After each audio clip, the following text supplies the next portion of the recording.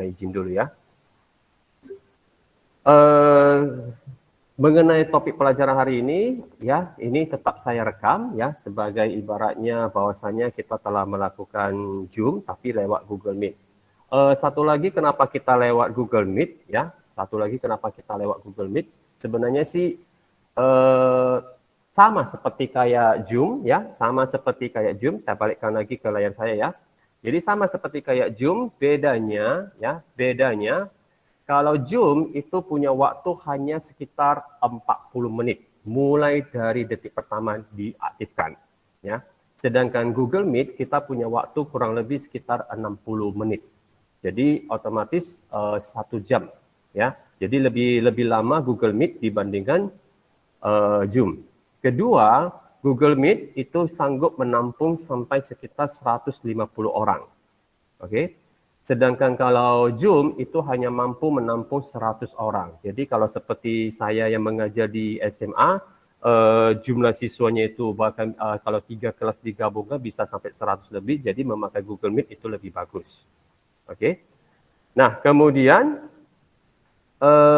berikutnya lagi, jadi kalau Zoom itu lebih berat menurut saya ya, lebih berat. Jadi kalau Google Meet ini gak usah. Dan satu lagi Anda bisa menggunakan Google Meet untuk diskusi ya ataupun berkelompok. Anda bisa mengajak beberapa teman Anda tanpa perlu register seperti di dalam Zoom. Jadi lebih enak memakai Google Meet dibandingkan Zoom. Oke, tapi yaitu semuanya kembali ke masing-masing. Lebih banyak guru memakai Google Zoom, lebih banyak memakai Zoom. Ya kalau saya sendiri lebih suka memakai Google Meet. Tapi kalau Anda sebagai siswa, ya saya harap Anda jangan tergantung pada satu teknologi. Ya, Anda bisa membiasakan pakai Google Meet gimana, pakai Zoom gimana, ambil pengalamannya. Oke. Nah, jadi saya lanjutkan kembali lagi, saya coba share kembali lagi layar saya yang tadi ya, mengenai yang ini. Nah, jadi di sini kalau nanti Anda tinggal sesuaikan mana catatannya, ya sampai mana nanti Anda tinggal sambungkan. Oke, nanti dokumen ini akan saya berikan juga di dalam Google Classroom kalian. Jadi di sini saya lebih banyak menjelaskan sekaligus dan sekaligus di sini kalau nanti ada yang misalnya yang butuh saya tunjukkan contohnya, saya akan tunjukkan contohnya dalam bentuk gambar ataupun yang sudah saya siapkan dari pencarian saya di dalam lewat Google ini. Oke, jadi nggak mungkin saya tunjukkan barangnya di depan kalian. Jadi karena kita lewat secara virtual kelas ini, jadi agak susah.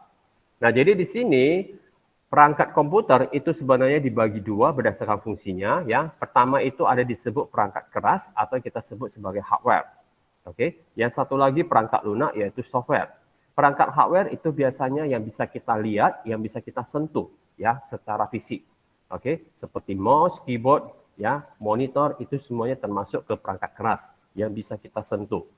Sedangkan perangkat lunak yaitu aplikasi yang terdapat di dalamnya yang bisa kita pakai tapi tidak bisa kita sentuh, ya, yang bisa kita pakai tapi tidak bisa kita sentuh.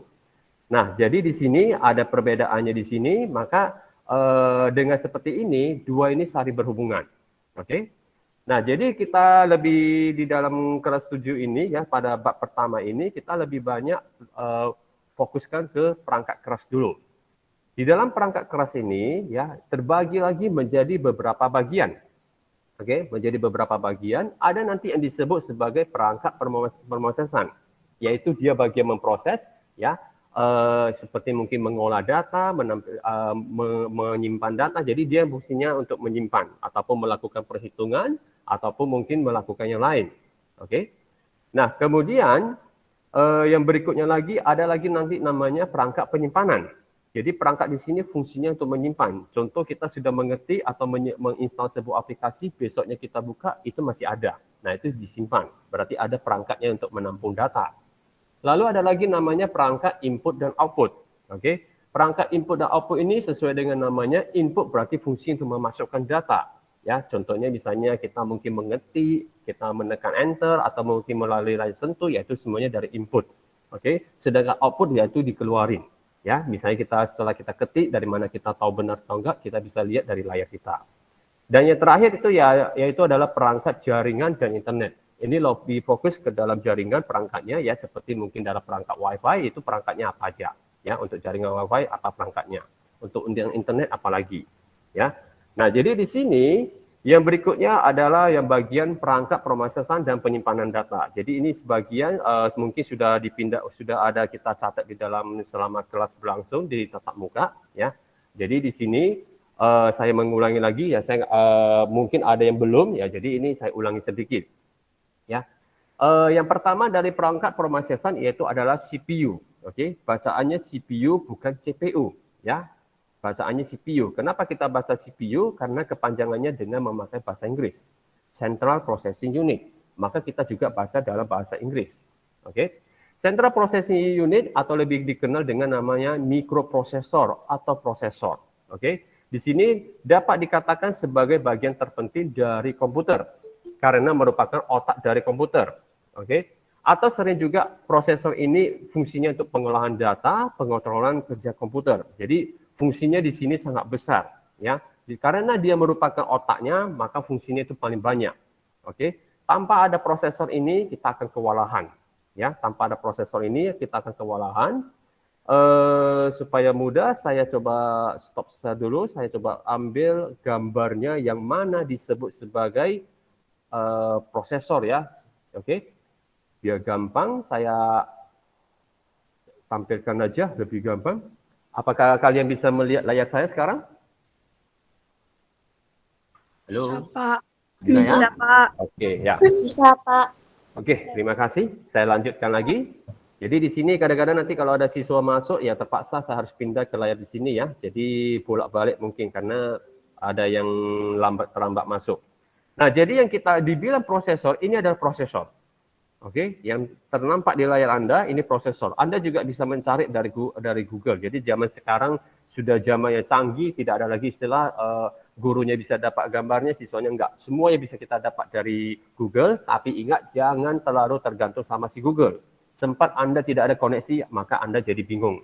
Ya, jadi kita di sini hanya sekedar untuk menambah wawasan. Jadi jangan tergantung. Jadi jangan dikit-dikit cari tugas dari Google, dikit-dikit cari tugas dari Google. Itu salah. Google bisa membantu, tapi jangan tergantung. Ya. Nah, jadi di sini yang sering kita dengar itu nanti ada namanya Core i5, ya, ada namanya Core i7, oke. Bahkan sekarang itu sudah ada Core i9, ya. Itu yang sering kita dengar itu adalah prosesor. Oke, yang itu yang disebut sebagai prosesor. Jadi tampangnya seperti ini, ya. Tampilannya, jadi ini nanti kalau kita balik bentuknya seperti ini.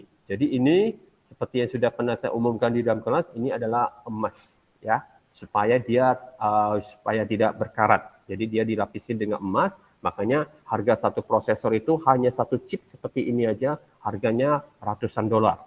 Oke, itu dalam dolar. Kemudian dalam rupiah kan itu ya tergantung keberapa sesuai dengan apanya ya. Jadi kita nggak apain, saya coba izinkan lagi siapa nih si Mirasel ya. Kemudian saya kembali lagi ke layar di sini ya. Jadi di sini dibilang prosesor yang seperti ini yang kita tadi tampilkan. Ini adalah prosesor. Ya, ini adalah otak komputernya. Sempat ini tidak berfungsi, maka mati total komputer kita. Oke. Nah, kemudian kembali lagi kemari, ya. Di dalam prosesor itu ada terbagi menjadi dua jenis. Oke. Jadi ini yang saya kotain, ini juga nanti dipindahkan ke dalam catatan. Bagi yang catatannya masih belum tercatat, ya. Karena kita berdasarkan SIP mungkin ada bagian tidak tercatat atau yang sudah dicatat mungkin belum dijelaskan atau belum lengkap. Oke. Saya coba lagi izinkan, dia ada lambat di Adrian. Oke.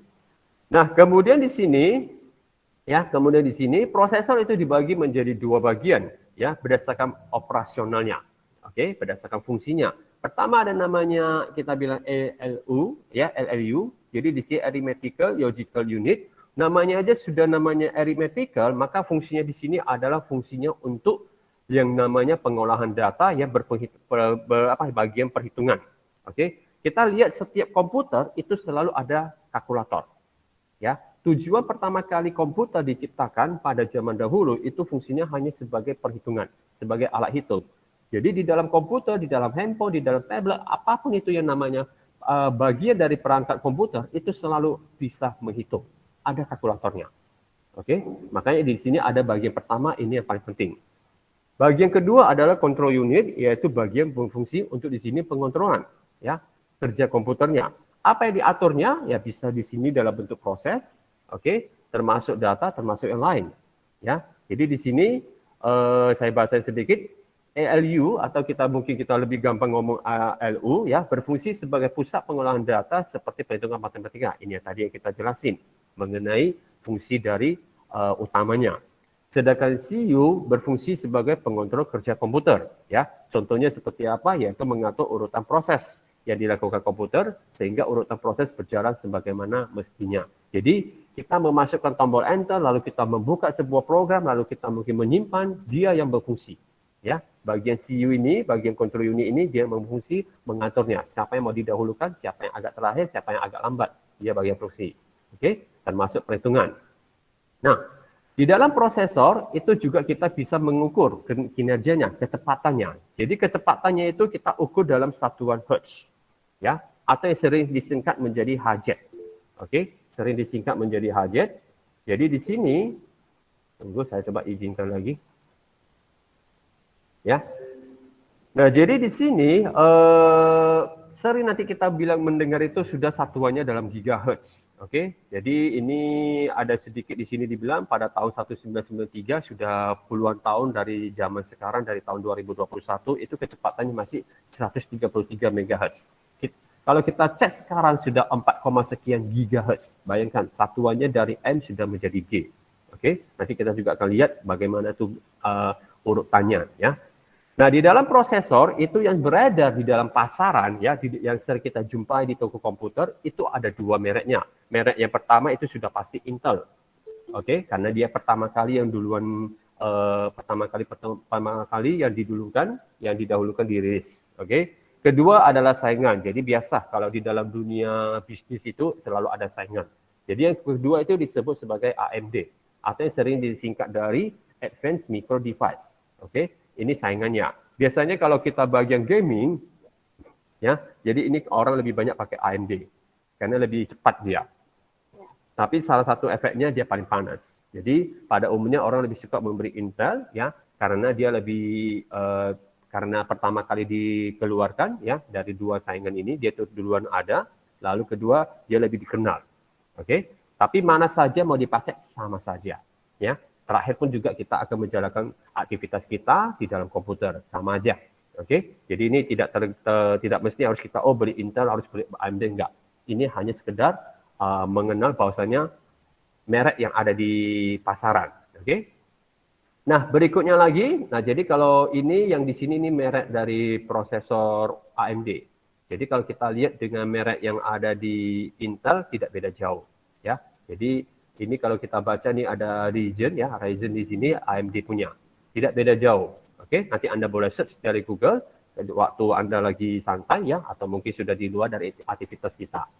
Kemudian yang berikutnya lagi setelah prosesor, di sini kalau yang saya tidak tandai berarti ini gak usah ditulis apapun, ya. Jadi biar saya yang meringkas, Anda yang memindahkan lebih gampang. Oke. Jadi yang biasanya yang saya baca di dalam kelas pun yang sudah saya tandai. Oke. Nah, setelah prosesor, kita akan masuk ke bagian memori.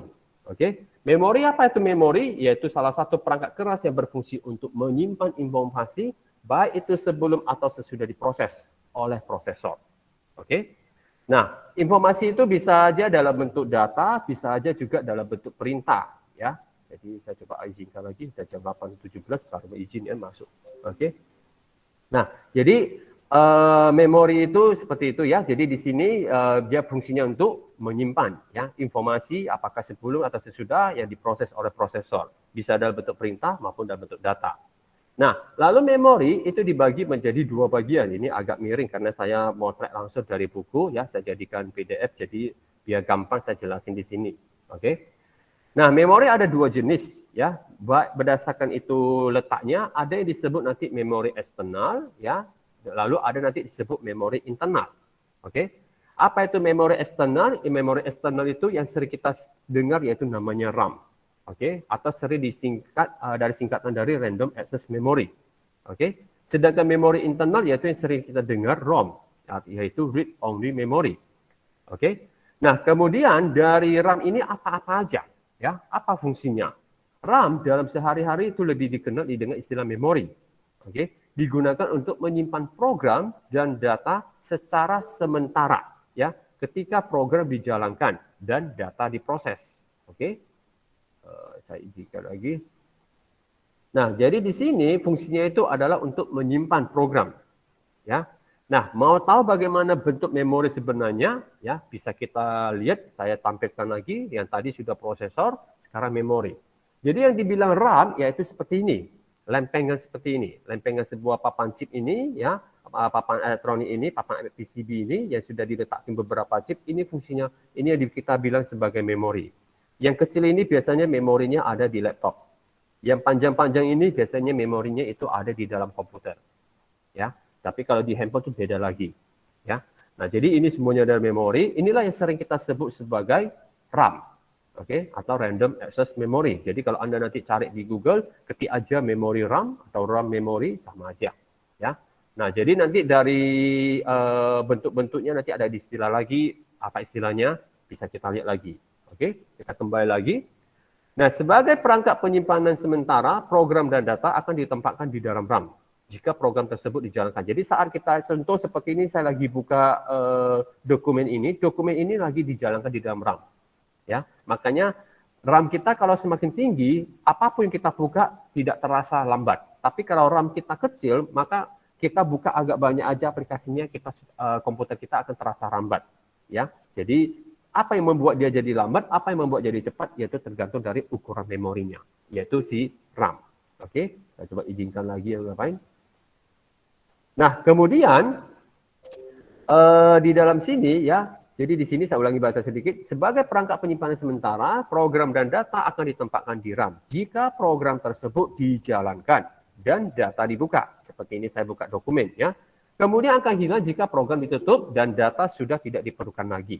Jadi kalau contohnya ini saya tutup, maka ini di dalam memorinya itu otomatis nggak ada lagi, nggak ada tertinggal lagi.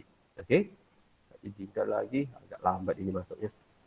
Nah, kemudian ya ini contohnya ini ya sama seperti tadi yang saya tampilkan di sini, ya, sama, tidak beda jauh, cuman bedanya di dalam buku dalam bentuk warna abu-abu yang nggak jelas. Jadi kalau mau jelas bisa Anda cari aja, bebas Anda cari di internet, ya, tidak ada masalahnya itu. Nah, kemudian di sini lagi, ketika memilih RAM, jadi saat waktu kita mungkin mau beli komputer, ya, kita saat memilihnya kita harus tahu apa-apa aja spesifikasinya. Pertama itu dari tipenya. Nah, tipe dari tipenya saja sudah dibagi menjadi dua, ya. Ada namanya tipe DRAM, ya, ada namanya tipe SRAM. Oke. Apa itu DRAM? Yaitu Dynamic RAM, Random Access Memory. Sedangkan SRAM, S-nya artinya static.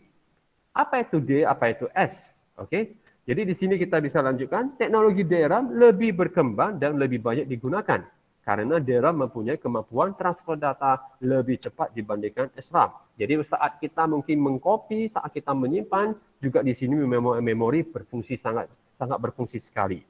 Ya. Nah, jadi untuk sekarang SRAM ini tidak ada lagi. Ya, ini pada zaman-zaman dahulu baru ada. Oke, saya coba izinkan lagi. Not human. Rasanya ini tidak perlu saya izinkan, ya.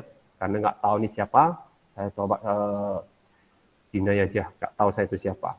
Jadi seperti yang sudah pernah saya bilang, kalau namanya nggak sesuai, ya apa boleh buat. Walaupun saya belum menghafal nama kalian, ya nanti coba saya akan tanya lagi. Apalagi ada saya lihat nama yang belum saya hapus dari Google Classroom, ya. Oke, saya lanjutkan ini dulu. Jadi saat ini, ya ini tadi sudah saya baca, ya, saat ini teknologi DRAM lebih banyak karena kecepatannya lebih bagus. Oke. DRAM kemudian dikembangkan menjadi teknologi namanya DDRAM, yaitu Double Data Rate. Ya, data rate itu artinya transfer datanya, ya. Kecepatannya itu dalam mengirim data, memproses data. Oke. Jadi sering kita dengar sekarang memori sudah dibilang DDR. Ya, sering kita dengar namanya DDR, ya. Ada nanti versi-versinya. Oke, kita baca lagi di sini. Jadi di sini saya ulangi lagi, DRAM kemudian dikembangkan menjadi DDRAM, ya, atau lebih populer disebut DDR. Jadi karena kepanjangan, biasanya kalau orang komputer itu nggak suka ngomongnya panjang-panjang, ngomongnya pendek-pendek, bahkan disingkat-singkat. Maka banyak istilah singkatan di sini, ya. Kemudian DRAM juga memiliki kemampuan dalam mentransfer data 2 kali lebih cepat dibandingkan generasi sebelumnya, ya, lebih cepat. Oke. Nah, saat ini yang ada sudah ada DDR4. Oke, jadi kalau kita beli komputer, memori biasanya sekarang sudah DDR4. Jadi kalau komputer kita yang DDR2, DDR3 mungkin sudah agak susah kita carinya, ya. Apalagi DDR1. Jadi kalaupun ada di pasaran, ya, adapun di pasaran, maka itu akan yang nampak itu adalah yang bekas punya. Jadi yang rata-rata yang dijual di toko itu sudah DDR4. Oke, bahkan mungkin sudah mau memasuki DDR5. Jadi komputer ini selalu berkembang, ya. Ketinggalan sedikit aja udah perkembangannya udah jauh. Nah, kemudian kecepatan transfer data memori perlu didukung juga oleh kemampuan transfer data dari motherboard. Nanti baru kita jelaskan di sini di sekitar di poin ketiga atau poin keempat, ya. Saat ini motherboard dilengkapi dengan transfer data menggunakan dual bus yang akan mengurangi waktu transmisi data dari prosesor ke memori. Nah, jadi kalau hanya mengandalkan dari memori saja, ya, hanya mengandalkan dari memori ini aja, ya, otomatis juga nggak bagus. Jadi juga kita harus tergantung dari papan yang dicolokkan ini. Jadi memorinya dicolokkan ke dalam papan ini nanti namanya motherboard, ya, yang kita sebut sebagai motherboard. Jadi ini juga butuh, bukan ini aja. Jadi bagaimana dia memprosesnya, ya tergantung dari motherboard juga. Jadi dua perangkat ini saling bekerja keras, ya, artinya saling berketerkaitan. Oke, saya coba izinkan lagi, siapa lagi ini? Not human lagi, saya rasa nggak usah lagi. Oke, orang dibilang aja not human, jadi not human berarti bukan manusia. Untuk apa saya izinkan? Jadi saya harap Anda tetap memakai nama asli, ya. Jadi itu dari awal sudah saya umumkan. Nah, kemudian kapasitas RAM, ya, kapasitas RAM yang besar memungkinkan RAM dapat menyimpan banyak program dan data sekaligus, ya. Jadi di sini dari awal sudah saya tadi sampaikan bahwasanya semakin banyak bisa program kita buka, semakin banyak yang bisa kita jalankan, maka itu tergantung dari memorinya yang sangat tinggi. Oke. Nah, jadi di sini kapasitas yang besar memungkinkan RAM dapat menyimpan banyak program dan data sekaligus. Sehingga ketika menjalankan program yang baru, program yang lama tidak perlu ditutup. Jadi kalau misalnya maksudnya di sini, Anda kalau misalnya memori Anda besar, misalnya mungkin seperti 8 GB, 16 GB, ya, Anda nggak usah tutup dulu yang lain. Bisa Anda buka yang lain terus, tanpa masalah. Oke? Nah, tapi kalau misalnya memorinya kecil, mau nggak mau kita harus tutup dulu aplikasi-aplikasi yang berat. Jadi seperti ini saya di bawah buka beberapa ada Google Chrome aja saya sudah buka 3, satu Google aja saya bisa buka sampai beberapa tab, ya. Jadi di sini saya pakai memori yang lumayan besar, ya. Nah, jadi di sini kalau memori yang besar enaknya seperti ini, gak usah kita tutup dulu, kita bisa buka sekaligus yang lain, enak. Oke, tapi kalau memori yang kecil mau nggak mau kita harus tutup dulu aplikasi yang nggak mau kita pakai. Oke, itulah bedanya di sini. Makanya dibilangnya program yang lama tidak perlu ditutup terlebih dahulu. Ini untuk memori yang besar, ya. Nah, jadi saat ini sudah kalau Anda pun membeli komputer, ya saya kalau misalnya dengan dana yang minimal, ya saya sarankan Anda beli memori yang 8 GB. Oke, untuk komputer, ya. Kalau untuk mungkin Anda mau pakai yang lebih jauh lagi, ya, itu mungkin Anda bisa memakai 16 GB. Ini bisa tahan 5 tahun ke depan kalau 16 GB. Jadi 5 tahun kemudian Anda 16 GB masih belum ketinggalan zaman. Oke, tapi kalau 8 GB 5 tahun kemudian Anda itu mungkin komputernya sudah dibilang lelet. Oke, karena komputer makin dikembangkan, memori itu dibutuhkan makin besar. Itu sudah sesuai aturannya. Nah, lalu kecepatan. Ya, tadi sudah yang pertama, ya, waktu kita memilih memori itu dari tipenya, yang pasti kita pilih sekarang sudah DDR4, ya. Kedua, kapasitasnya ya makin tinggi ya makin bagus, tapi biasanya harga pasti makin mahal. Ketiga adalah kecepatan, dan keempat adalah jumlah pin. Kita lihat dulu yang bagian kecepatan. Oke. Kecepatan RAM dapat dikenali dengan spesifikasi yang digunakan dengan 32 GB, ya. Jadi kalau ada keterangan seperti ini, ya, ada keterangan seperti ini maksudnya apa? Berarti RAM tersebut memiliki kecepatan transfer data, ya, sebesar 6.400 MB per second. Artinya dalam 1 detik dia sanggup memproses data sebanyak 6.400 MB. Jadi kalau dalam megabyte ini sudah hampir, berarti kalau kita anggap sudah 6, sekian, ya, gigabyte. Jadi lumayan. Oke, nah ini kecepatannya makin tinggi ya makin bagus. Jadi biasanya kita lihat ukuran di belakang, ya, ukuran di belakangnya. Ini sembarangan ganti-ganti nama ini. Sejak kapan siswa kita punya nama Suwandi? Memang Ini orangnya aneh-aneh ya, berarti nampaknya di kelas kita ini ada yang aneh nih orangnya. Oke.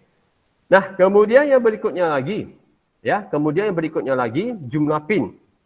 Nah, jumlah pin di sini ini ada dua, ada namanya ya berdasarkan pinnya ini ya, teknologinya itu ada namanya SIM ya, Single Inline Memory Module ya. Lalu ada lagi namanya DIMM, Dual Inline Memory Module. Apa itu SIM? Apa itu DIMM ya? DIMM ini lebih banyak khusus untuk dalam transfer data yang sudah 64 bit ya. Jadi komputer kita sekarang 64 bit. Apa itu 64 bit ya? Mungkin hanya SIP tertentu yang ada sempat saya jelasin, tapi nggak masalah, di sini saya jelasin bisa lebih mendetail ya. Sedangkan SIP itu 32 bit. Kalau yang 32 bit itu memori yang didukung hanya sampai batas 4 GB. 64 bit itu memori yang didukung bisa sampai hexabyte ya. Bagaimana cara hitungannya? Mari kita lihat bagaimana. Di sini saya sudah siapkan ya. Anda di dalam Google, Anda bisa lakukan perhitungan apapun. Enaknya Google seperti itu. Jadi Google bukan hanya sekedar untuk mencari, ya. Google bisa digunakan untuk dalam perhitungan. Tapi sebelumnya saya stop dulu. Ada yang kira-kira mau ditanyakan dulu? Sebelum saya lanjutkan, karena nanti keenakan saya ngomongnya. Halo? Enggak, Pak. Tidak ada ya? Yang lain bagaimana? Enggak, Pak. Enggak ya? Enggak, Pak. Enggak, Belum. Enggak, Pak. Oke, baik. Jadi kalau nanti kita memang ada di terakhir, kita adakan sesi jawab ya. Tapi nanti kalau bagian ini sesi jawab, saya harap Anda nanti bisa gunakan yang namanya memakai ikon tunjuk tangan ini ya. Jadi siapa yang tunjuk tangan itu baru saya proses. Jadi kalau semuanya ngomong saya juga bingung. Oke, saya balik lagi. Nah, jadi saya nggak tahu Anda sudah tahu Google ini bisa apa aja. Ya, Anda tahu mungkin hanya bisa mencari gambar, video dan segala macam. Google bisa digunakan untuk menghitung. Contohnya seperti ini, ya. Apa itu 32 bit? Ya, komputer itu dalam satuan terkecil itu dibilang bit. Bit itu hanya bisa 1 atau bisa 0. Jadi kita bilang itu angkanya itu hanya dua kemungkinan, bisa 1 bisa 0, ya. Berarti hanya 2. Lalu kalau dibilang 32 bit, maka angka 2 ini dipangkat 32. Oke, angka 2 ini dipangkat 32. Kalau kita lihat hasilnya berapa ya. Jadi di sini saya coba di enter. 2 dipangkat 32 hasilnya sebesar ini. Jadi ini masih ratusan, di sini sudah ribuan ya, di sini jutaan ya, di sini sudah miliar. Jadi 4 miliar lebih. Nah, di dalam komputer ya, kalau kita bilang 1 kilobyte berapakah byte, maka jawabannya itu adalah 1024. Dari mana 1024 ya? Dari mana? Siapa lagi nih? Masih not human lagi, I'm human katanya. Masalahnya nama tidak jelas, jadi ini tidak perlu saya maafkannya. Ini saya rasa saya nggak usah lagi izinkan begitu apa ya. Nampaknya siswa ini bermain-main, nggak jelas siswanya. Sudah 39 saat sekarang. Kalau sama saya berarti saya kurangi punya saya berarti 38 orang ya. Jadi saya nggak tahu nama-namanya, jadi saya masih belum hafal. Jadi kalau saya izinkan Anda masuk pun, ini contohnya namanya Jejes, apa memang ada namanya Jejes? Saya rasa di dalam absensi ini boleh dikasih tahu siapa ini Jejes? Halo? Siapa yang namanya Jejes? Halo? Bisa Anda aktifkan speaker Anda itu, tinggal Anda klik aja ini supaya bisa ngomong. Halo. Ya, boleh tahu siapa namamu, Nak? Jesslyn. Oh, Jesslyn. Kenapa pakai nama yang lain? Oh, belum diubah, lupa. Oh ya, nanti bisa tolong diubah ya. Saya rasa kalau udah, ya nanti tinggal di apa aja disesuaikan. Jadi kalau udah di Google Classroom, seharusnya namanya nggak ada Jejes. Oke, makasih sudah diinfokan. Jadi ya, kita kalau Anda pun sebagai guru, ya Anda juga pasti mau tahu siapa siswa Anda. Jadi kalau siswanya memakai nama yang aneh-aneh, ya siapa yang mau kasih izin masuk ya. Apalagi sebentar dibilang I'm human, not human, karena tiba-tiba pakai nama saya lagi. Jadi orang ini mengajak bermain-main, ya udah kita tinggal kayak gitu ya.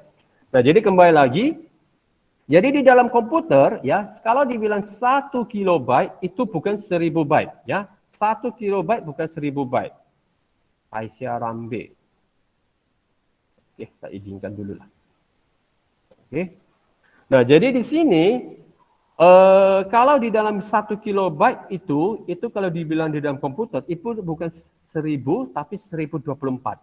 Dari mana dapatnya 1024? Anda bisa teruskan aja dari sini ya. Jadi kalau kita bilang 2 pangkat 0, itu hasilnya adalah 1. Jadi ini yang sudah pernah saya sampaikan di dalam kelas, bilangan apapun yang di pangkat 0 sama dengan 1. Ini saya tidak mengajar matematika, tapi perhitungannya kita harus tahu. Apalagi kalau yang nanti Anda sudah SMA, Olimpiade komputer, itu matematikanya lebih rumit daripada matematika sebenarnya. Oke? Jadi karena tadi dua ini dari mana? Tadi sudah dibilang ya, 2 itu artinya dari bit.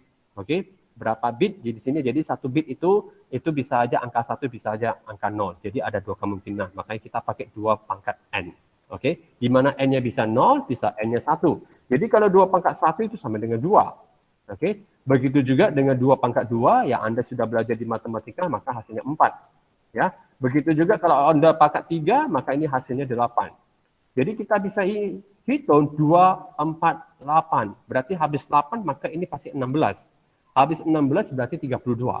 Terus, sampai namanya 2 pangkat 10, itu hasilnya 1024. Jadi nggak bisa dapat 1000 pas. Jadi 1 kilobyte itu sama dengan 1024. Ya. Nah, ini nampaknya kan aneh nih orangnya kan. Yang saya izinkan hanya si feedback aja. Duta kambing, apa itu duta kambing? Nggak tahu saya. Mungkin dia piara kambing, nggak tahu lah saya tuh. Oke, nggak ada hubungan sama saya kambingnya. Nah, jadi di sini kalau dibilang 32 bit, maka 2 pangkat 32. Hasilnya 4 miliar lebih. Dari bilangan ini, kalau kita lihat sudah melebihi 1024. Maka bilangan ini kita bisa bagi dengan 1024. Kita lihat sisanya berapa. Sisanya masih 4 jutaan. 4 jutaan masih lebih dari 1024. Maka kita bisa bagi lagi dengan 1024. Ya. Dari ini dapat sekitar 4096. 4096 ini masih lebih lagi dari 1024. Ya. Jadi kita bagi lagi dengan 1024, ini yang sudah ketiga kali, dapatnya 4. Nah, sesuai dengan kalau Anda cari di dalam Wikipedia, ya, Wikipedia ini adalah sebuah situs, ya, sebuah situs yang banyak sekali pengetahuannya, ya, yang bebas Anda ambilnya. Tapi kalau saya saran, di sini lebih bagus Anda ambil baca yang bahasa Inggris. Biasakan dengan memakai bahasa Inggris ya. Kenapa? Karena di sini kita lihat bahasa Indonesia nggak ada. Oke, bahasa Indonesia nggak ada. Yang ada hanya 4 bahasa ini. Salah satunya bahasa Inggris. Ya. Jadi kenapa saya sarankan bahasa Inggris? Karena bahasa Inggris di sini ya pengetahuannya yang diberikan lebih banyak dibandingkan bahasa Indonesia. Bukan berarti kita agak anti, bukan. Tapi kita mau ilmunya, pengetahuannya. Nah, di sini ya Anda cari yang bagian unit prefiks ini, di sini nanti ada nampak dengan satuannya. Oke, ada satuannya. Jadi satuan terendah itu bukan dalam bentuk kilo, tapi satuan terendah adalah masih dalam status sesuai dengan satu ukurannya. Jadi kalau ada byte-nya itu satuan terendahnya, berarti byte-nya. Kalau sudah melebihi 1000 maka dibilang kilobyte. Ya, kalau sudah lebih dari 1000. Kalau sudah lebih dari 1 juta itu sudah dibilang mega. Oke. Kalau sudah lebih dari 1 miliar, maka itu dibilang giga. Orang agak susah ngomongnya kan, seperti tadi memorinya itu seperti ini kan ngomongnya susah.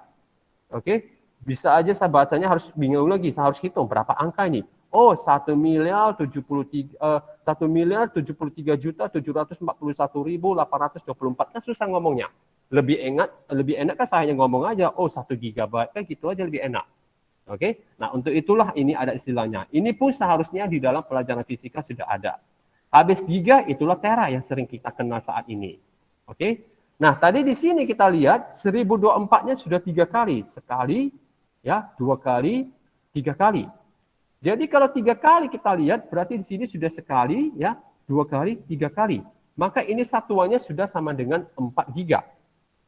Artinya kalau komputer 32 bit itu komputernya hanya mendukung memori sebesar sampai 4 giga. Lewat dari 4 giga dia nggak sanggup lagi. Maka mesinnya itu harus diganti. Oke, mesinnya itu harus diganti. Saya lihat lagi siapa humannya. Nggak bisa bahasa Inggris. Ya mana tahu saya itu nggak ada hubungan sama saya. Oke, nggak tahu namanya nggak jelas. Berarti ini siswanya nggak tahu nama ini. Nah kemudian kita kembali lagi kemari. Ya, jadi inilah ya, kalau Anda jadi guru pun kadang-kadang siswanya bermain-main, mengajak bermain-main, jadi ada waktunya kita bermain ya. Nah, jadi kalau 64 bit gimana? Untuk sekarang kalau misalnya handphone Anda sudah mendukung di atas 4 GB, ya mungkin memang handphone Anda sudah 6 GB, 8 GB, maka handphone Anda itu sudah kategorinya 64 bit. Atau komputer Anda yang sudah di atas 4 GB memorinya, maka itu komputernya sudah dibilang sudah mendukung 64 bit.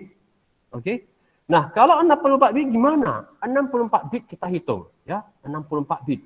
Jadi sini kita pakai lagi ya, saya hilangkan dulu, saya ganti jadi 64, 2 pangkat 64.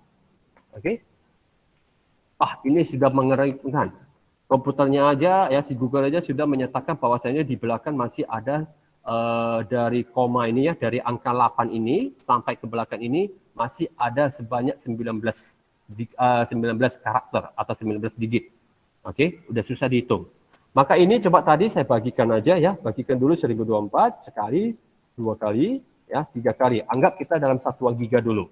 Oke, ingat di sini urutannya. Ya, sudah masih dalam satu sampai giga dulu. Di sini kita lihat hasilnya masih lumayan banyak. Oke, masih banyak. Saya bagi lagi ke 4 kali. Ya, ke 4 kali. Masih banyak lagi nilainya, 16 juta lebih. Oke, saya bagi yang ke 5 kali. Oke, masih ada 16.000. Saya bagi yang ke 6 kali. Oke, dapat 16. Jadi kita hitung di sini ada 1, ya, ada 2, ada 3, kemudian di sini 4, 5, ya, 6. Kita lihat urutannya 6 itu berapa. Berarti kilo 1, mega 2, giga 3, tera 4. Sekarang kita tempat penyimpanan masih tera, keempat ya. Kelima peta, habis tera itu peta. Oke, habis peta itu exa. Oke, habis exa itu jeta, habis jeta itu yota. Ya. Nah, jadi kita lihat urutan ke-6 ini sudah exa. Artinya komputer 64 bit ya bisa didukung memori sampai 16 exabyte. Bayangkan itu berapa banyak. Oke, kita hitung aja kalau dalam giga aja udah capek ngomongnya. Ya, ada apanya? Ya, hitung aja sendiri. Ini gimana hitungnya nih? Ini berarti 17 miliar segala macam. Wah, capek deh ngomongnya. Ya. Jadi bayangkan aja di sini ya. Di 64 bit ini komputernya bisa didukung memori sampai 16 exabyte. Oke? Nah, kita kembali lagi kemari. Jadi di sini apa itu 64 bit? Berarti banyak memang ibaratnya dukungannya ini ya, busnya ini artinya transfer datanya ini ya semakin banyak yang bisa didukung, semakin bagus, semakin kencang. Oke. Jadi kalau sekarang komputer 32 bit itu udah pelan-pelan ditinggalin. Ya, makanya kalau Anda beli handphone yang memorinya di bawah 4 GB atau sama dengan 4 GB ya, itu saya coba mute dulu ya, ada yang pakai suara pula. Oke. Jadi di sini kalau yang 32 bit ya atau memorinya di bawah 4 GB atau pokoknya di bawah atau sama dengan 4 GB itu sudah agak murah. Oke? Karena sekarang sudah mulai lebih banyak mendukung 64 bit. Lalu aplikasi juga ada. Jadi ada yang aplikasi 64 bit, ada aplikasi yang 32 bit. 32 bit aplikasinya bisa dijalankan di komputer 64 bit. Tapi kalau aplikasi yang mendukung 64 bit ya sudah fokusnya ke 64 bit, aplikasi itu tidak bisa dijalankan di komputer 32 bit karena sistemnya berbeda. Oke, makanya waktu Anda install aplikasi di dalam komputer Anda harus tahu itu 64 bit atau 32 bit. Oke. Nah, lalu ROM, apa itu ROM? Read only memory ya. Digunakan untuk menyimpan perintah-perintah dan data secara tetap. Ya. Artinya dia tidak bisa berubah ya. Jadi apa yang disimpannya ini biasanya komputernya hanya dapat membaca data dan perintah saja yang terdapat pada ROM ini. Oke, dia tidak bisa mengubahnya. Oke, nah bentuk ROM itu gimana? Kita coba lihat bentuk ROM itu gimana. Ini namanya ROM. ROM itu hanya sebuah chip yang sudah diprogramkan, ya, yang tidak bisa Anda kotak-atik, Anda hanya bisa membaca. Udah. Jadi di sini kalau perbandingan RAM dengan ROM, RAM ini panjang memorinya. Oke, seperti yang tadi saya tunjukin di sini, ini namanya RAM, ya, ini namanya ROM. Oke, jadi ROM bentuknya hanya di sini. ROM biasanya bersatu di dalam motherboard. nggak bisa kita copot-copotin, nggak bisa kita beli, nggak bisa. Dia bersatu dengan papan elektronik utamanya. Oke. Nah, jadi di sini dia hanya biasanya menyimpan settingan motherboardnya saja, papan utamanya ini. Oke, jadi dia tidak bisa apapun ya, dia hanya fungsinya, makanya kita bilang di sini ROM hanya bisa dibaca. Oke. Nah, jadi ini biasanya jarang kita fokuskan bagian ROM ini. Kemudian yang berikutnya lagi motherboard. Nah, apa itu motherboard? Oke, papan utama ini yang dari tadi kita sebut ya. Yang awalnya itu sebenarnya disebut mainboard. Itu awalnya. Ya, cuman karena berbaur dengan bahasa sehari-hari kita, maka jadilah ada yang bilang motherboard, ada yang bilang mainboard. Jadi kalau Anda beli motherboard, Anda lihat di dalam toko komputer, mereka kadang-kadang ada tulisnya motherboard, ada tulisnya mainboard. Pada umumnya ada orang memakai mainboard. Oke, karena itu papan utama. Apa lagi yang bersuara ini? Oka Manalu. Saya udah nggak ingat lagi, siswa kita kan ada namanya Oka Manalu. Ada yang kenal kira-kira Oka Manalu? Saya absensi saya nggak di sini pula pas. Saya coba izinkan dulu lah ya. Oke, saya coba lanjutkan lagi. Jadi di sini motherboard ini ya merupakan perangkat komputer yang berfungsi sebagai tempat perangkat-perangkat internal ya, seperti itu prosesor. Jadi prosesor itu diletakkan dicolok ke dalam motherboard ya. Memori juga sama, kartu grafis itu apa nanti kita juga akan jelasin di berikutnya ya sesuai dengan waktu kita. Kemudian ada lagi kartu suara, apa itu kartu suara nanti kita juga lihat dan termasuk lengkap. Jadi supaya lebih tahu bagaimana motherboard ini sudah saya siapkan juga gambarnya, saya sudah siapkan semuanya ya. Jadi ini disebut motherboard. Jadi waktu komputer kita CPU itu kalau kita buka casingnya yang nampak ini. Ini yang disebut motherboard ya. Jadi Anda boleh cari nanti di Google langsung, mainboard boleh, motherboard boleh sama aja ya. Yang sering kita nanti ada mereknya Asus, ada mereknya MSI dan segala macam. Yang kita lihat rumitnya bukan main. Ya. Nah, motherboard inilah tersebut. Kenapa disebut motherboard? Karena segala macam perangkat apapun di dalam komputer akan dicolok kemari. Ya, contoh kita lihat di sini ya. Ya, ini bisa ya ini. Jadi kita lihat di sinilah yang sering kita colok untuk yang namanya mouse ya, warna hijau ini ya. Colokkan untuk keyboard, oke, colokkan USB, colokkan lengkap, colokkan di sini untuk monitor ya, untuk suara, untuk speaker, semua di sini. Ya, nanti di sini ada colokan untuk prosesor ya. Di sini itu colokkan memori. Nah, nanti di sini colokkannya baik ini sini biasanya untuk kartu grafis ya, biasanya VGA atau AGP dan segala macam. Ya, di sini bisa kita tambah lagi kartu suara dan segala macam. Ya. Jadi di sinilah semuanya kita colokin. Jadi kalau Anda colokin printer juga sama colokkan ke USB. Anda mau colokkan mungkin proyektor ya colokkan ke bagian VGA. Oke, maka ini semuanya karena semua perangkat apapun yang mau kita pakai akan dicolok ke dalam motherboard ini, ke dalam papan utama ini, maka kenapa ini disebut sebagai motherboard? Ibunya lah, ya, ibaratnya dialah sebagai utamanya di dalam komputer ini. Makanya kenapa ada yang disebut sebagai motherboard, ya. Jadi dalam bahasa Indonesianya itu ada yang bilang papan induk, yaitu mainboard. Oke, kalau saya bilang mainboard itu berarti papan utama. Oke, kita lanjut lagi. Ada yang mau ditanyakan dulu sebelumnya? Sebelum saya lanjutkan lagi, karena materinya lumayan banyak. Halo? Pak. Enggak, Pak. Enggak, Pak. Tidak, Pak. Tidak. Ada ya? Masih Tidak. belum tertidur kan? Enggak, Pak. Mana tahu udah Tidak. mendengar saya, Tidak. suara saya tertidur ya? Tidak. Oke, kalau gitu saya lanjutkan lagi ya. Jadi setahu saya kalau di dalam kelas itu ada yang catatannya sudah sampai di ROM ya. Itu saya nggak salah, kalau nggak salah di 72 ya. Oke, di 71 mungkin agak terlambat karena kelasnya itu ada yang saya belum masukin. Jadi mungkin di awalnya. Jadi di sini mungkin ada yang sudah sampai sini. Jadi saya lanjutkan di sini yang motherboard, maka Anda nanti catatannya juga dilengkapi. Oke. Jadi kalau nanti saya berikan ini artikelnya, karena ini tinggal udah halaman kelima, masih ada satu halaman lagi ya. Jadi di bawahnya masih ada satu halaman. Nanti kalau saya berikan semua, termasuk halaman ke-6-nya, Anda catat aja dulu kalau belum sempat kita jelaskan hari ini. Jadi nanti penjelasannya itu nanti akan kita bawakan di minggu depan ya. Kemungkinan besar minggu depan kita sudah tatap muka lagi. Oke? Jadi nanti tinggal Enggak dengar. Makanya dengarkannya enggak. Oke, saya rasa kalau memang mau ada yang mau di sampaikan, diberitahukan dahulu ya. Oke, saya lanjutkan lagi. Berikutnya di sini, jadi ini disebut dengan motherboard karena dia sebagai tempat semua perangkat yang kita mau kita gunakan di dalam komputer ya. Nah, selain berfungsi sebagai tempat untuk menempatkan perangkat-perangkat yang lain, motherboard berfungsi sebagai penyedia jalur koneksi ya, yang dari tadi kita dengar bus ya. Bacaannya bus bukan bacaannya bus. Oke, nanti dikiranya itu bus Damri yang ada di Medan, oke, atau bus KOPJ atau bus ALS segala macam ya, bukan. Ini bacaannya bus, artinya jalur koneksinya. Atau aliran data dari satu perangkat ke perangkat lain ya. Jadi itu maksudnya di sana. Oke.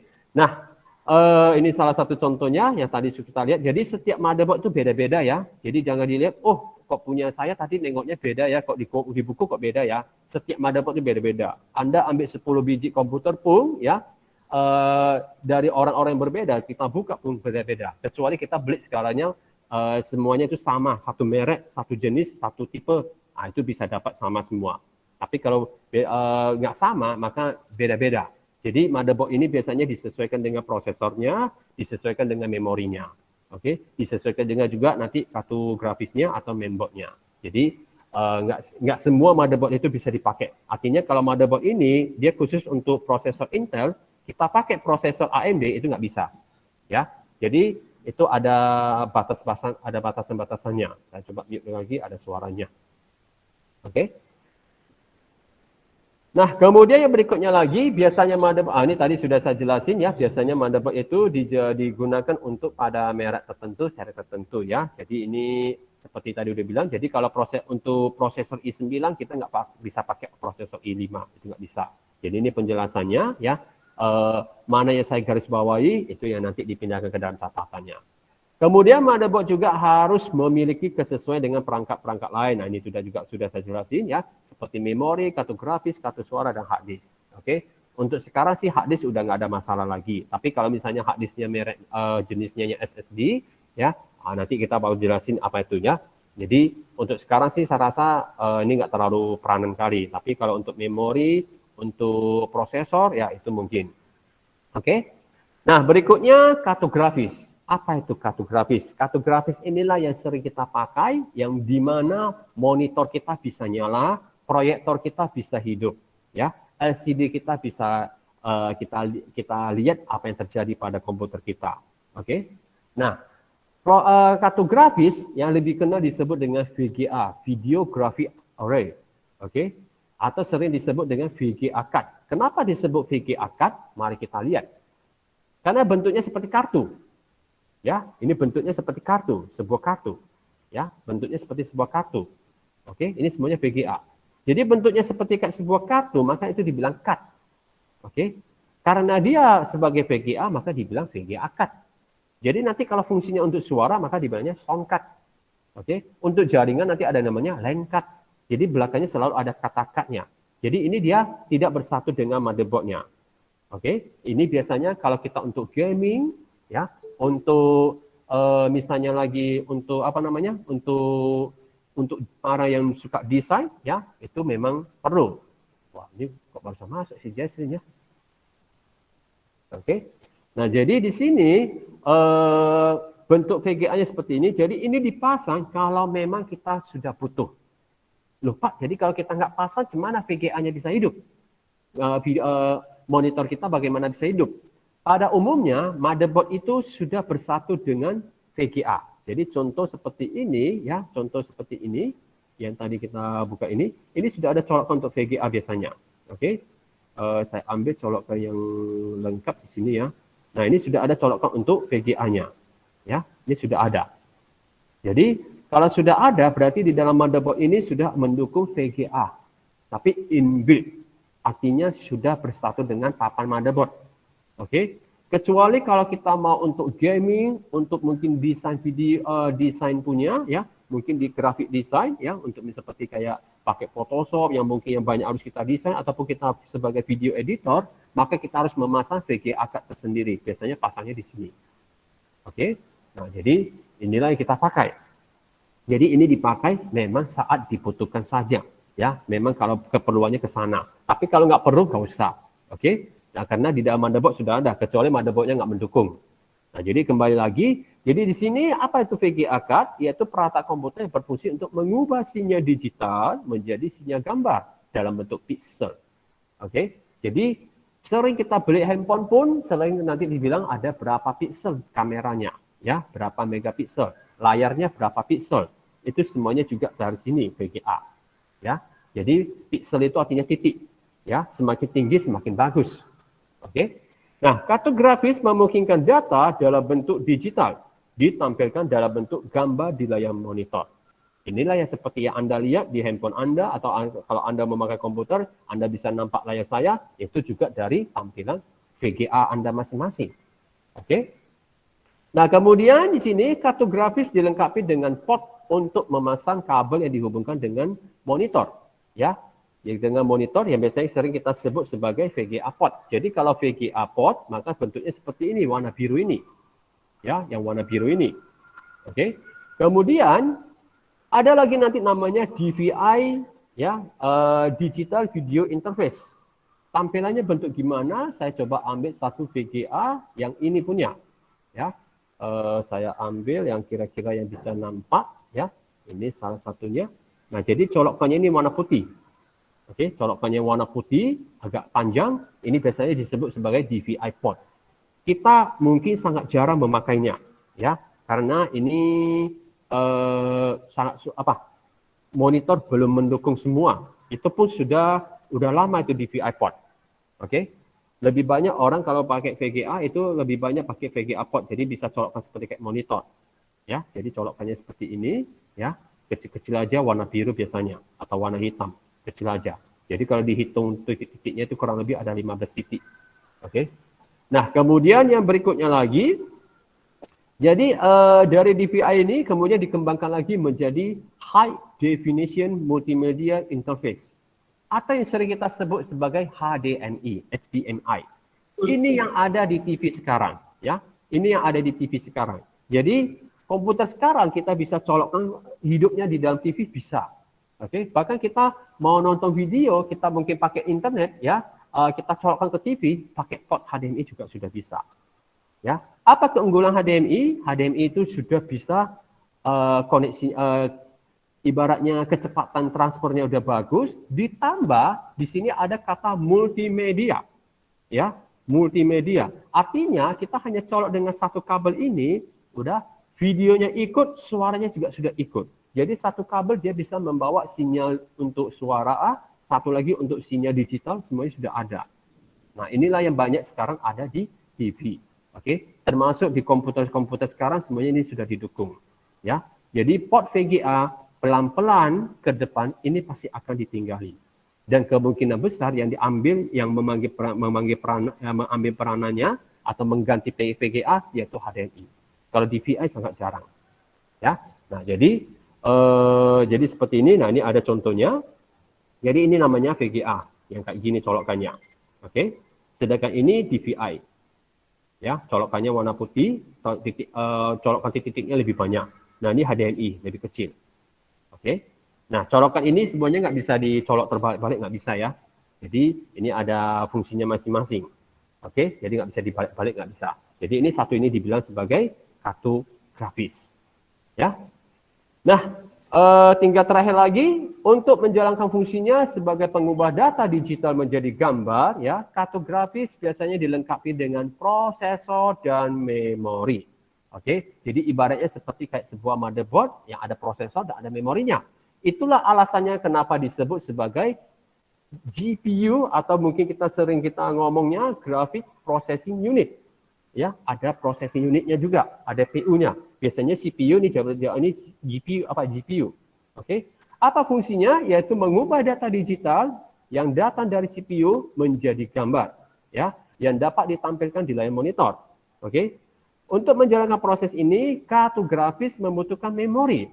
Jadi kalau misalnya kita memakai motherboard yang sudah bersatu dengan VGA card, maka VGA card-nya ini dia akan memakan memori yang kita pasang, ya, yang kita pasang dari RAM ini, dia akan memakan ini. Maka nanti ada di belakangnya VGA memory share, ada tulisannya share, berapa mega diambil.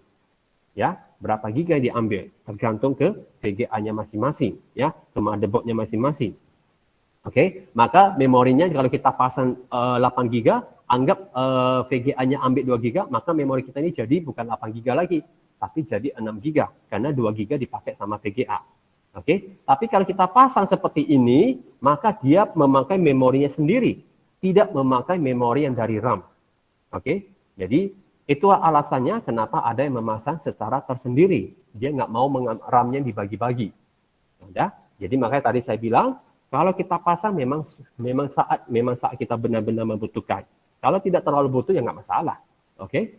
Nah, jadi di sini kartografis membutuhkan memori sendiri untuk menyimpan data. Jadi bayangkan kita geser-geser tampilan ini bisa bergoyang-goyang ya, bisa berubah-ubah gambarnya atau warnanya segala macam. Dia itu ada prosesnya juga. Siapa yang mengaturnya? Si kartografis ini. Maka dia butuh memori. Makanya kalau Anda menjalankan program yang sangat berat, apalagi mungkin Anda sering main game, ya, VGA-nya nggak dukung, maka Anda nanti sering ngomong, lek katanya, ya. Kalau orang Batak mungkin kalau bilang lek, udah lain lah itu. Oke, jadi mungkin ngomong di dalam komputer bilang ngelek katanya lah, ya. Jadi katanya ngelek ini apa? Artinya gambarnya patah-patah, ya. Apa salahnya di sana? Grafik card-nya, ya, VGA card-nya kurang bagus atau kurang mendukung. Atau mungkin aplikasi Anda terlalu banyak memakan memori VGA, tapi VGA-nya nggak bisa sanggup support. Akhirnya jadinya patah-patah. Oke? Itulah yang sering kita dengar katanya ngelek katanya. Udah? Jadi maksudnya patah gambarnya nggak bisa nampak dengan jelas. Ya, macet lagi. Nah itu. Nah, jadi kartografis membutuhkan memori sendiri untuk menyimpan data. Kualitas gambar yang dihasilkan oleh kartografis sangat tergantung pada kemampuan GPU dan besar memori yang dimilikinya untuk menghasilkan gambar yang bagus. Oke, jadi baik buruknya ini ya, grafik card ini ya kembali tergantung ke masing-masing ya. Oke. Oke. Nah, saya rasa sudah saya jelasin di sini totalnya ada 4 ya, masih ada banyak lagi. Jadi nanti artikel ini ya, dokumen ini akan saya share ke dalam Google Classroom. Jadi Anda tinggal sesuaikan dengan catatan Anda. Mungkin kalau waktu di tatap muka saya mungkin menyuruh Anda menyusunnya secara teratur. Tapi kalau mungkin seperti ini saya berikan mungkin agak kurang teratur, Anda tinggal mengikutinya saja. Ya, catatnya yang sudah saya tandai dengan garis bawah. Yang tidak saya tandai garis bawah jangan dicatat. Kebanyakan nanti kamu catatnya ya. Buku aja kita bukunya karena kita nggak ada maka biasa saya aja yang tandain. Oke. Kalaupun buku ada pun biasanya saya selalu suruh Anda yang menandainya. Tapi ya saya aturkan. Jadi pindahkan yang saya tandai semuanya. Jadi seperti ini berarti ini semuanya satu paragraf ini ikut. Ya. Jadi saat ini nggak ada berarti nggak usah dicatat. Saat ini adalah DDR4, DDR-RAM Gen 4. Jadi sudah saya tandai mana-mana saja. Jadi Anda lebih mudah memindahkan catatan Anda, gambar nggak usah dibuat ya, gambarnya di Google udah banyak, capek-capek gambar ngapain. Oke, nah saya rasa sampai di sini aja materi saya, sudah 1 jam saya rasanya. Oke, kira-kira ada yang mau ditanyakan, yang kurang jelas, yang kurang mengerti, silakan. Oke. Kalau ada silakan pakai tunjuk tangannya. Tidak, Pak. Ya, kalau yang ada silakan pakai tunjuk tangan. Jadi nanti saya berikan apanya ya sini. Tadi si Alvino yang angkat tangan, tapi sekarang udah turun. Apakah memang mau tanyain Alvino yang? Ada yang kira-kira mau ditanyakan dulu? Yang kalau memang ada, silakan pakai tunjuk tangannya, pakai aplikasinya sudah ada ya. Di bawahnya itu nampak sebuah gambar telapak tangan, pencet aja, maka nanti di sini bisa kita lihat siapa yang lagi tunjuk tangan. Kita berikan kasih kesempatan. Ya, Alvino Yang, silakan Alvino Yang. Pak, yang digaris saja yang ditulis, Pak. Iya, nak, dari tadi saya udah ngulang-ngulang, capek doh. Oke. Oke, ada lagi yang kira-kira?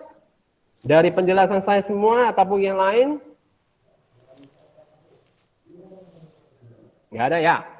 Jadi seperti tadi saya bilang, salah satu keunggulan Google Meet ini bisa lewat, bisa 60 menit ya, bayangkan ya. Ini sekarang kita udah jam 9.02, berarti udah lama. Kalau di dalam Zoom kita sudah otomatis terputus. Hanya batasnya 40 menit. Itu pun tidak sempat semua dijelaskan dengan baik. Okey, jadi alasannya kenapa Pak Suwandi memakai Google Meet, alasan salah satunya itu kita bisa memakai lebih lama. Okey, ada lagi kira-kira? Kalau ada silakan, kalau tidak ada ya dengan terpaksa saya harus putuskan koneksinya. Jadi sambil kita menunggu-nunggu mungkin ada pertanyaan, ya kita lihat siapa yang hadir saat ini ya.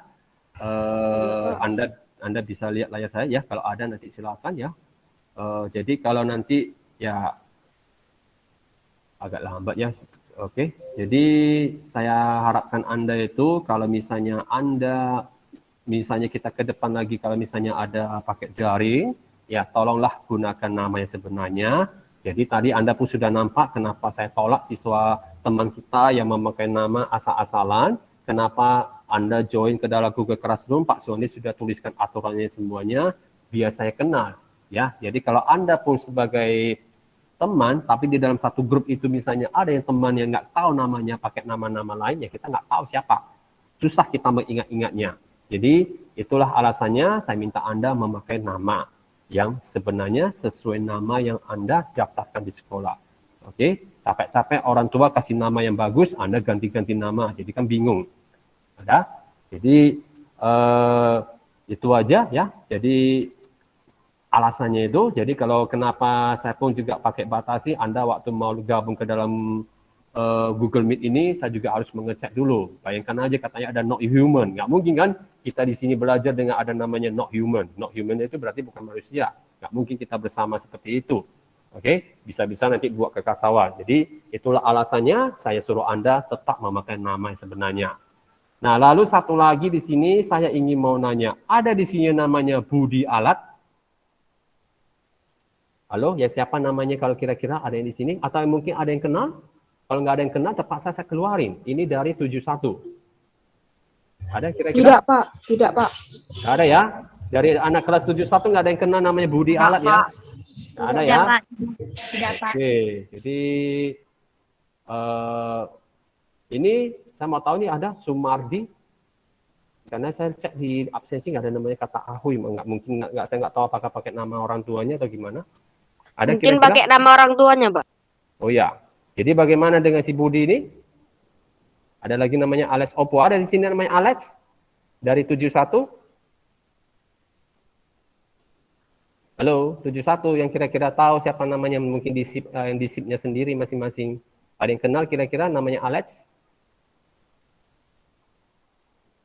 Nggak ada suaranya. Ada yang kira-kira kenal? Tidak, Nggak ada Pak. juga? Nggak ada ya? Tidak, Pak. Oke, jadi nggak ada ya. Kalau begitu ya apa boleh buat, saya keluarkan. Ya, sesuai dengan yang sudah pernah saya bilang. Jadi tidak ada, saya nggak tahu tuh Alex Oppo siapa. Ya Budi Alat, saya nggak tahu tuh siapa Budi Alatnya. Budi Alat, nggak tahu saya siapa ini Budi Alat. Jadi maaflah kalau kayak gitu saya keluarin. Saya dari awal sudah saya bilang, kalau tidak sesuai maka saya keluarin. Kita lihat dari 72. Oke. Dari 72 di sini kita lihat ada satu. Saya mau tahu itu Ferdinand Lubis siapa ya yang tadi pertama kali login? Itu 71, Pak. 71 itu. Oh ya, 71. Kenapa kok masuk? Kenapa bisa masuk 72 ya? Ini 72 nih. Tahu, Pak. Oh ya, jadi aturlah nanti sesuai lah ya namanya ya. Jangan pula pindah ke sana, pindah ke sini jadi bingung.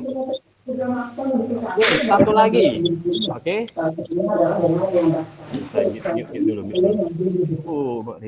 Oke, saya mute dulu ya. Saya jadi bingung dengan berita. Siapa di sini namanya Ministri Giat Asahan? Dari 72.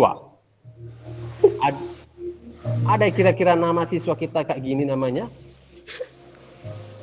Ministry, bayangkan ini saya jadi bingung, saya cek absensi nggak ada pula. Ada di sini yang pakai ini? Nama orang tua, Pak. Nama orang tua saya rasanya nggak ada ministry giat. Ini ministry ini seperti kayak sebuah kayak Julukan. iya. Jadi nggak ada di sini. Kalaupun kita cek dari emailnya, juga sama seperti ini emailnya. Jadi saya nggak tahu siapa nama sebenarnya. Ada kira-kira yang kenal? Enggak, Pak. Ada ya? Oke. Jadi sesuai dengan sudah pernah saya sampaikan, yang tidak saya kenal, saya terpaksa hapuskan. Sorry. Oke. Nah, itulah alasannya kenapa saya memakai aturan, karena saya mau tahu siswa saya siapa. Anda pun kalau sebagai guru, Anda juga mau tahu siapa siswanya. Anda pun yang masuk di dalam satu kelas Anda juga pun mau tahu siapa nama teman Anda. Betul? Betul. Oke. Nah, saya rasa sampai di situ aja, Nak. Kalau ada masih mau tanya, silakan. Kalau tidak ada lagi, saya rasa cukup sampai di sini. Dan nanti sebentar lagi saya akan kirim artikelnya ke dalam Google Classroom. Jangan lupa catatannya dilengkapi, ya. Tinggal disesuaikan dan sampai mana Anda mencatatnya, tinggal diikuti. Kalau yang belum lengkap, ya dilengkapi. Yang sudah mungkin sudah setengah, tinggal diikuti saja mana yang belum. Oke? Ada yang kira-kira mau ditanyakan sebelum saya tutup? Tidak, Pak. Tidak, Pak. Ada? Enggak, Pak. Tidak, Ada ya? Oke. Saya rasa kalau begitu cukup sampai di sini ya. Sampai See jumpa you. semuanya ya. See you. Iya, see you. Oke ya, see you. Oke.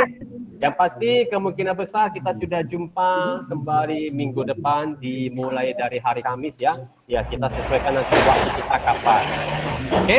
Saya rasa sampai di sini aja. Sampai jumpa semuanya. Bye bye. Oke, ya saya teruskan ya.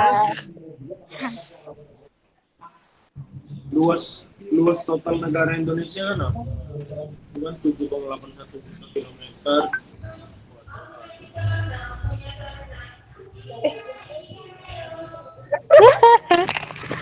Oh my God.